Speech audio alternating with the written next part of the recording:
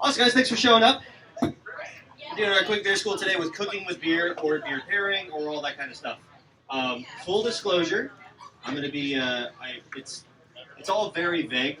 There aren't any recipes or anything like that in here, but it's all just kind of general things to look out for when you are either cooking with beer or pairing beers with certain things. Cool? Awesome. So,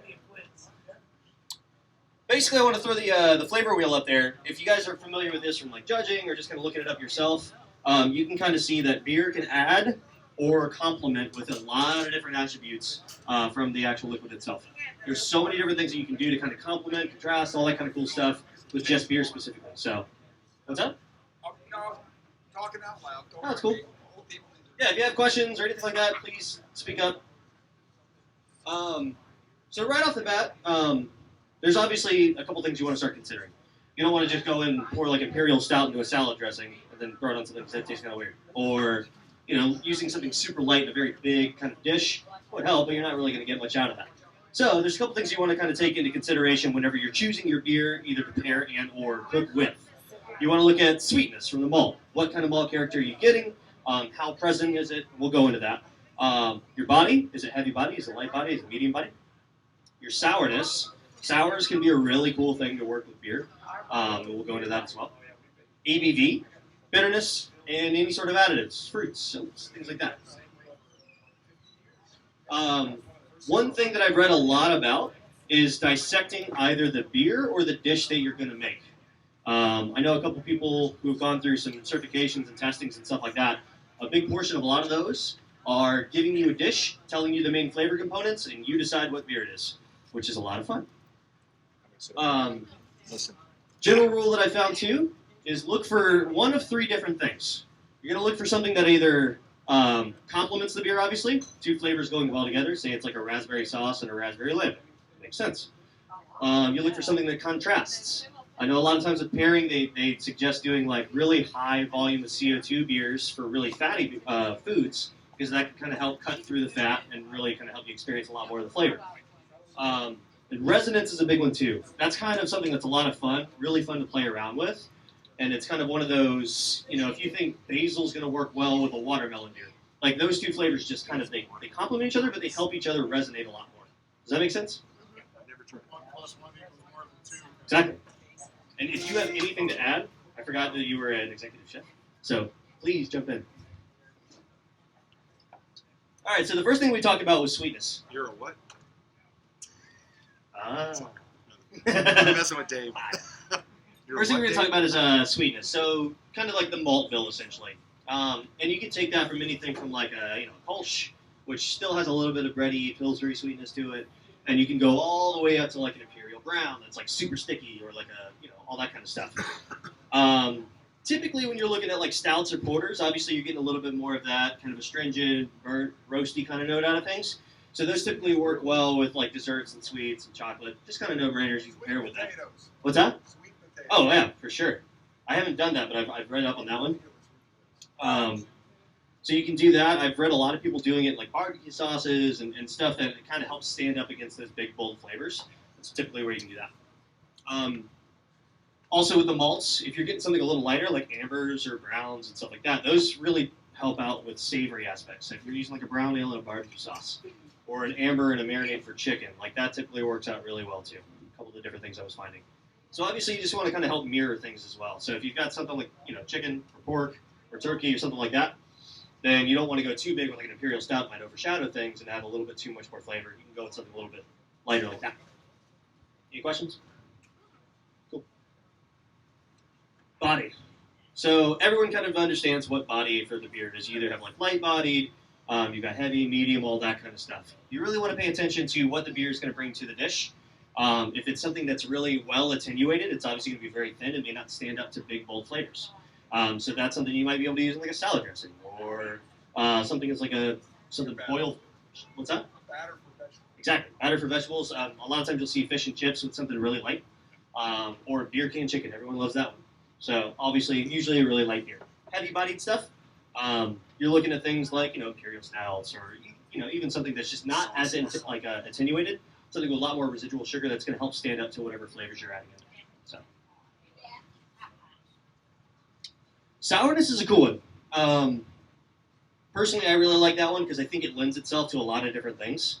The acidity is obviously what you're playing most with, but you also want to look at what your acidity is coming from. Is it coming from, acetic acid, which is like that vinegary kind of sherry-like kind of aspect too, or you get lactic, which is like super clean. You can use that for like salad dressing, marinade, things like that. And then you can also use those to pair as well. That sourness can kind of help cut through really fatty foods. If you are doing like fish or some sort of cream sauce or something like that, that can typically, like if it's not like straight sour, something kind of like just a little tart, that'll kind of help out with cutting through a lot of stuff and help things kind of resonate a little bit more.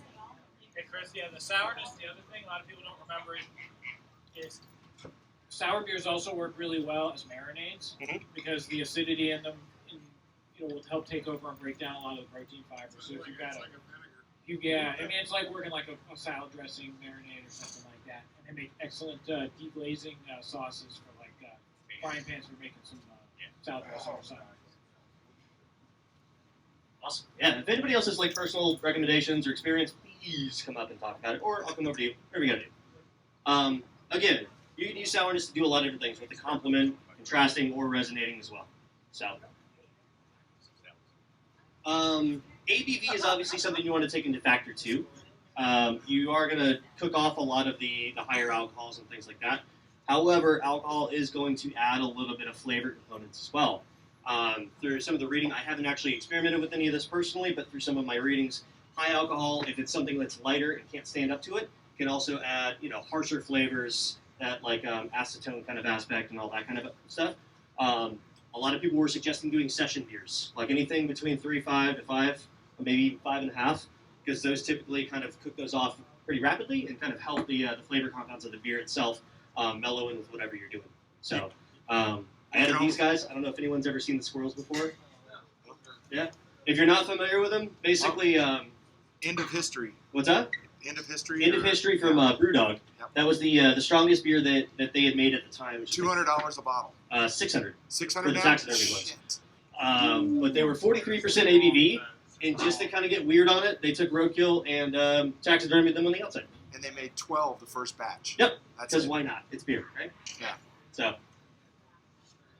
If you want to use a beer that's high alcohol and you like the flavor or whatever, just remember that you can reduce it. Very true. You can Yeah. actually boil it and bring it down because that's good for your sauces. Absolutely. And you get rid of the alcohol and you get rid of the carbonation. Carbonation's a big one too. A lot of people don't really think about that one. I know I've made some mistakes with that too. Typically, if I'm cooking with a beer, I'll kind of like leave it to sit out for a little bit just to kind of get some of that gas to kind of volatilize off a little bit. What's that? You can whip it as well. You're good at that. You can whip it. You can whip it good. Glass to glass. Exactly. So whatever you gotta do to kind of get that off, because a lot of times that'll provide like other nucleation points. If you're doing boils and stuff like that, it'll boil over crazy fast. So you gotta be very careful with that. Or if you beat it into hamburger, pancake batter. Oh really? That's awesome. See, there's just be careful of your CO2. So bitterness is one of the components with a lot of beers, obviously, especially some of the more popular beers these days. It's also very extremely difficult to work with. It's one of those. A little bit goes a long way, and it's you can't take that back out of something. So if you're trying to work with something like a pale ale or an IPA or a double IPA or something like that, just make sure that you're doing it kind of experimentally. Take your time with it, and it's also very subjective, as with everybody. I got a point to add with cooking with hops, especially you got the session IPAs that have the late hop additions. When you boil, if you boil your sauce or whatever, you're going to start activating them, isomerizing those hops all over again. So when you got to realize if you're cooking something down with a hoppy beer, it's just going to get more and more bitter the more you cook it. Yeah. In my experience. So it's better And if also- you cook down high gravity beers or stouts or porters. And also to couple with that too, I mean, the aromas are volatile. So not only are you going to get more bitterness, you're going to blow off a lot of those kind of aspects you were probably trying to include in your beer in the first place. Whatever the actual hop aromas were, flavors-wise, those might dissipate while your bitterness is actually going to rise up. So definitely something to work with on that. Marinades, also a really good one. Probably not as good as the sour beers, but I know a lot of places where they do an IPA marinade on a lot of their meats before they do something. Gnarly Barley is a really good example of it. They do their brisket tacos in that, and I'm addicted to those, so I always want to point that out. On Tuesdays, right? Tuesdays. Yeah, you want to stay Taco away Tuesday. from high heats, I think. Yeah, definitely. Yeah, for sure. Just to make it one of those things where if you don't have to add it in heat-wise, then go that route. But So. one thing I will say when I'm cooking with really hoppy stuff like that, the other thing you have to remember is not all cooking with beer involves high temperatures or boiling or reductions. I mean, I've whipped it, that kind of stuff, like to use to stand up a meringue or something, and you get some really awesome meringues if you whip them in with beer, and you get that aroma comes out of them. You don't have to cook it at all. That's cool. And, you can keep it at low temperatures and keep that aroma and stuff. They're very cool. And that's just another testament to where, like, there really is no formula for this. It's a lot of experimentation. I think it's very subjective because I'm pretty sure at any point everyone's kind of been like, well, that'd be really cool in that recipe. It's all in what you like. It's what you like. Try it out. If it doesn't work, try it again next time. Try a different beer. Try a little less, a little more, whatever you guys want to do. It's really one of those things where no one's going to be able to tell you it works if you do this because everyone's individual and they're going to be very subjective about it. So, the one thing about bitterness, though, that I want to point out, and a lot of people know this already, but if you haven't heard about it, bitterness can actually really, really help resonate, which is one of those three things that we were looking for. Really helps resonate with spicy foods. It can really help complement things like that. So if you have like hot wings or something just kind of really spicy, or some like Oriental dishes that typically have that just kind of mellow heat that lingers the whole time. If you pair that with an IPA or kind of put some of that into the actual the food itself, you get like a really cool resonance to where it doesn't burn, but it just helps that like just I guess linger around a little bit more, which is kind of fun. So. Last one we want to look at is additives. Desserts are an obvious easy choice for this. So if you got like chocolate imperial stouts, or I brought some coffee stout cupcakes, things like that, which just makes sense. You know what I mean? Like it's one of those like 2 and 2 make 4 kind of things. Guinness chocolate cake. What's that? Guinness chocolate cake. Guinness chocolate cake. Yeah, Or awesome. Guinness bread that we were talking about earlier. You can make any cake with just beer. Yeah, absolutely. Like pretty much every No recipe out water, there. just beer.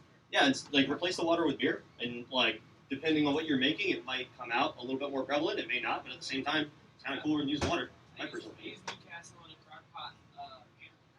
Yeah. Newcastle, ham, bunch of veggies. Awesome. Yep, Newcastle veggies in the crock pot, man. So I was hoping to have more time. I was going to do something in a pressure cooker, but then I got scared of the CO2 in the pressure cooker with the beer.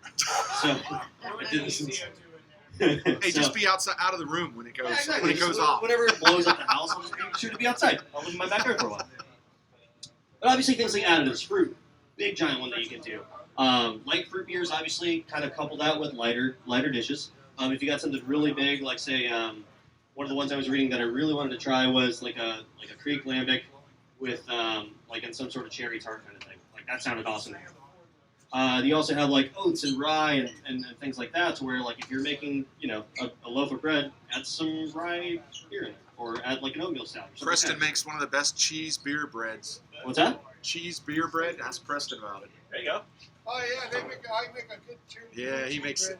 At the end of this, I'm going to invite people to come up and talk about like some personal dishes that they really like doing. So definitely, if it's something you want to do, please come up and talk about it.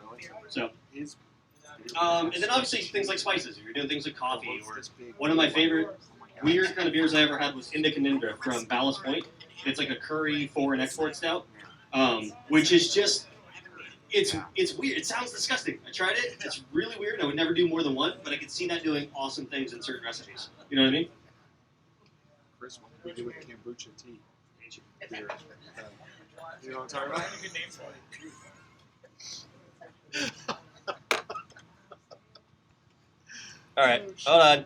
We're having a malfunction. Uh-oh. There we go. This is the last slide anyway. Spent grain. Here we go. Spent grain is a really fun one too. I know everyone's kind of looking for uses for that. If you got time at the end of brew day, or even if you just want to, instead of throwing those grains away, you can always just kind of pack them in. I take like a Tupperware. I'll like let them kind of cool, pack them in there, throw them in the fridge overnight. So that way they just kind of cool down to whatever temperature. There's so many things you can do with these guys. Obviously, it doesn't have the sugar source anymore in there, but you still have a lot of proteins. You have a lot of flavor aspects, and obviously you can make flour and things like that out of it. Lori does a banana bread, right? And pumpkin bread. They're super easy to make, guys. You can do pretty much anything. Bread, cookies, granola, brownies.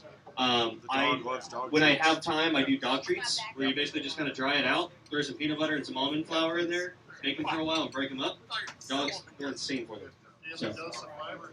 What's that? Daily dose of fiber. Oh, exactly. And they've never been happier outside. So, a lot of things that I found a really cool website too, the Brooklyn Brew Shop. If you go on there, they basically have like a spent grain specific area. Then they also have recipes for beer everywhere else. I think they update a new recipe once a week, so you can always just kind of try something new if you want to. So yeah, at this point, if anyone wants to come up and talk about some cool recipes that they've done before, I know I want to have Bill up here because he's done a couple things. And Lori, if you want to take over after that. How you doing? I was talking about we do slow cooked pork and beef, and there's nothing better than to put beer in your slow cooked meats, 8 to 16 hours, and an inch of beer. And it's like it depends on what you want. Like if you don't want to taste the beer in the pork, like if you got people that don't like beer or whatever, you can use a Pilsner, something light. But if you really like, you have a beer that you really like and you want to taste it in the meat, put that in, like a stout or a high gravity beer that has big flavor. So it's like, but I don't know what it does to the meat, but it just makes it more tender. Nice. It's really nice. Bill, what kind of pork are you using? Usually Boston butt for pork. Yeah. If you use a shoulder, the problem with a shoulder is it's got a big ball joint in it, and you lose a lot in the weight. Are you putting the whole thing in a pot and simmering it that way? No, I actually put it in a pan, and even at home, I'll put it in a foil pan, and I usually, rule of thumb is 1 inch of beer around it, so however much that takes. And then, no, I slow cook it on a smoker. And see, I don't even use the smoke chips a lot of times. I'll again smoke for an hour maybe in the front, and then just let it slow cook so that you just get a little bit of the smoke, but then you can actually taste the beer in it. And I made some pulled pork one time with Old Thumper from Shipyard. Oh my God, that was phenomenal. But I mean, like for our catering, we just use like a macro Pilsner, a macro, light beer, and it's just enough to keep the meat tender, and then we can add barbecue sauce in or whatever. And it's like barbecue sauces. Then that's another one. If you want to boil down a beer that you like to make a barbecue sauce, or even like sodas, but we're not talking about sodas now. But if you're a home brewer, one easy way to make a good barbecue sauce is to use your wort, because the wort is a sweet sauce. It makes the sauce phenomenal. Yeah. But you just have to make it to your flavor, what you like, you know what I'm saying? Because you can't use too much. You got to make sure that make it a barbecue sauce. But it's good just using the worts. And then I actually had an experience with beer yeast baking. Baking with beer yeast is a terrible thing to do. It really doesn't work very well. It takes a week for your bread to rise. No, it didn't take a week. It rose so quick. I had to par bake it to get it to stay. It rose up. Using less yeast? Well, the problem was I was using Ringwood when the Orlando Shipyard Brew Pub brewery was open in the airport. Ron Rake walks in the back door with a bucket full of Ringwood skimmed off the top of he's like going, make some pizza. That's a pretty aggressive one, right? So yeah, made pizza and it was like, holy cow. Baker's yeast is so resilient compared to brewer's yeast. Brewer's yeast, it came up, the Ringwood came up one time to the top of the pan and fell. So I had to get it in the oven quick to par bake it. Affect the flavor at all? Oh, well, you could definitely taste the beer in the pizza. So there was Oh, yeah. big difference. Big flavor difference. But the thing with a baker's yeast, you know that a baker's yeast, you can let a baker's yeast rise once, knock it down, it'll rise again, knock it down. It can go 3 and 4 times coming back up. But beer yeast doesn't have that ability. So if you're going to do any So you gotta breads, do it right away. yeah, when you get to wherever your rise, well, it's a fast rise if you proof it. So you're talking about an hour, maybe? Well, I had it in a proofer, so I was at 80 degrees steam. It's a So little warm for you. Here you It came. Well, I'm not used to doing beer yeast. Got to remember, I make solid beer. You guys make liquid bread. So, but it was interesting, and I did run into a problem after that. High sugars in your flour do not rise. I guess it messes with the yeast because I used malt flour off of the grinder. You know, the powder that you get off your grinder. Well, again, Ron Rake was cleaning out the grinder at the brewery and gave me this big thing of malt flour, and it never came up. And I don't understand the chemistry of that because it should be high sugar. So in other words, your yeast should just go crazy in it. That's probably difference It was- in sugar and gluten. Yeah, By it's the time you've malted the berry, it doesn't have much gluten anymore. You can work the sugar by malting. well, no, I'm talking about from the grinder. But that flour has no gluten. Oh, really? Oh, so that's probably what it Because was. So. the sugar. Here we go. You're done.